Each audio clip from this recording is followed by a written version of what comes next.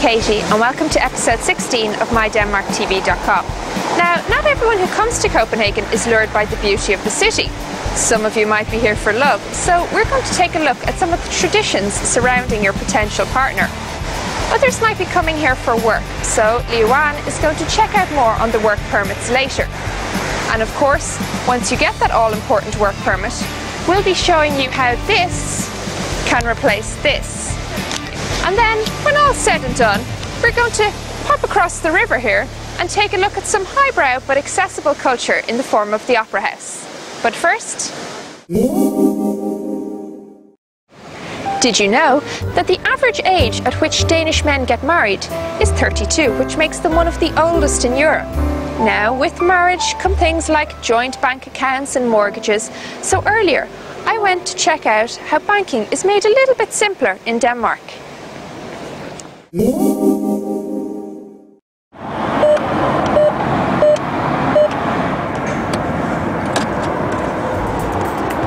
Like most countries, Denmark has a wide range of banking options available to its customers. Some of the big banks include Danske Bank, Nordea, Jyske Bank and Sydbank. And as like most countries, remember, if you withdraw money from an ATM that isn't your own bank, you will be charged a small fee. For dealing with daily finances, online banking is an extremely popular choice. Banks employ a wide range of security measures, such as multiple passwords and downloading special ID files to your home computer so that your account can't be hacked into.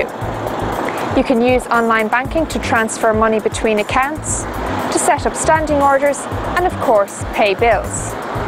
And when in Denmark, you will be asked to set up a NemKonto or an easy account. This doesn't change your bank account in any way, but rather it identifies it as one where public payments can be made. So, if a local authority or the government has to pay you money for something, then they simply send it to your NemKonto via online banking, and that way they don't have to send you a cheque, which you'll have to go into a bank and cash, making it very easy all round. Tradition has it that the gift of a pepper canister is bestowed on any man or woman who hasn't been married by the age of 30. Now, it stems back hundreds of years when spice and pepper merchants had a very time-consuming job and as a result got married much later in life. The term Pebersvend came to mean unmarried bachelor. However, nowadays, friends and family gather outside the home of the birthday boy or girl on their 30th birthday and surprise them with a giant pepper canister made out of old oil barrels. They also have some more unfortunate surprises by throwing pepper all over the birthday person. Now, it isn't just a sprinkle, it's usually kilos and kilos of the stuff, and some people even throw in oil just to make it really sticky. The tradition also developed for cinnamon if you're unmarried by the age of 25. Now, while traditions are very interesting, maybe you're more worried about practical matters. So I've sent Liyuan to check out more on the work permit issue because I know it's one that affects a lot of you.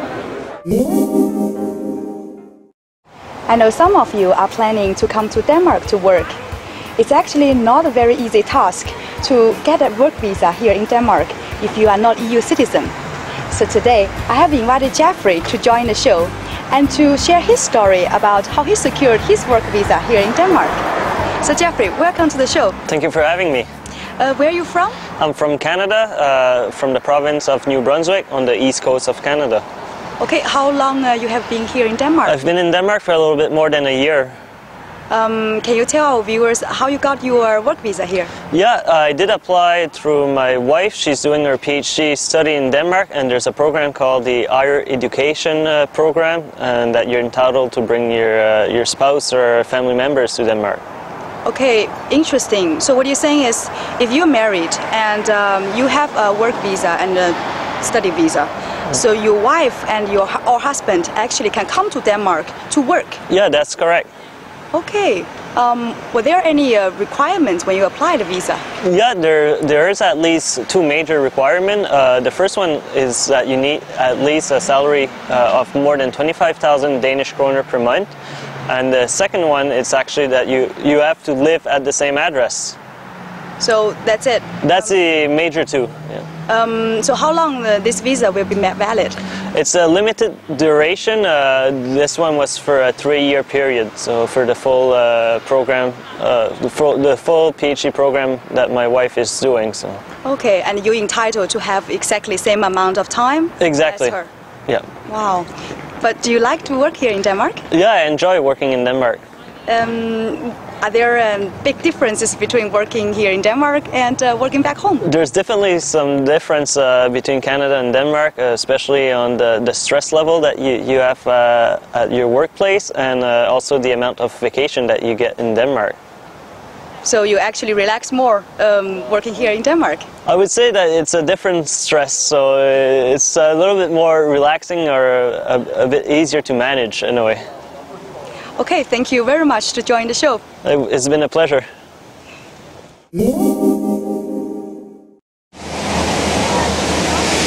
Denmark has a history in opera, not only in performance but also design.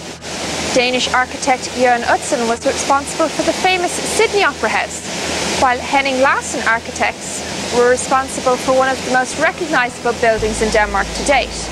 As you can see, the Copenhagen Opera House. The modern glass and steel-fronted building caters for large-scale opera and ballet productions and could be one of the world's most expensive gifts. At a cost of more than $500 million, Denmark's richest man, Mærsk Mc-Kinney Møller, decided to build the opera house and give it as a gift to the Danish people. Now, there was some political grumbling over whether the Danish state should accept such a gift, but eventually they did, and it opened its doors in 2004. Now, it is a favourite of the Queen and is conveniently located just across the water from her house. So when the Queen and other members of the royal family attend the opera or ballet, they often just pop across the harbour in a boat, which is pretty handy for them. This week's question comes from Juan in Colombia, who wants to know if he can survive on $24,000 a month in Denmark. Well, there's a few things to look at.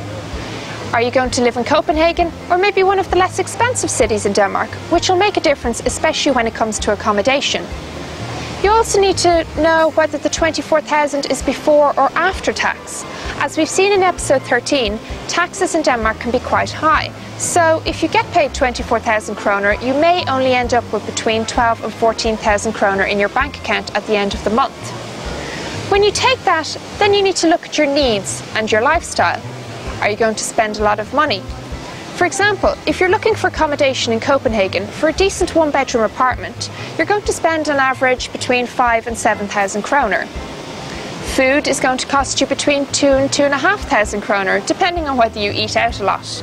And transport can run to about 500 kroner on average per month. But of course, you can also take your bike, which will save you a lot of money.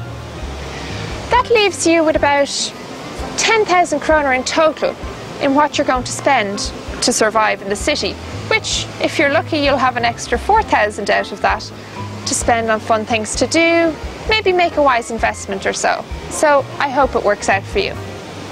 That's it for this week, but join us again next week when we're going to hop back on the bike and introduce you to the cycle culture of Denmark. I know we covered it in Odense, but we're going to be back again with a vengeance next week. Until then, please feel free to check out our website, mydenmarktv.com, where you can see all the information from today's show. You can also subscribe to the show, share your favourite episode with friends and family, or leave a comment or a question for us to tackle, because we love to hear from you. Until next time, bye-bye.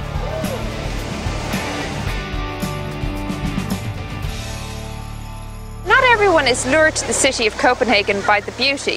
Some come for love. Love. Not love.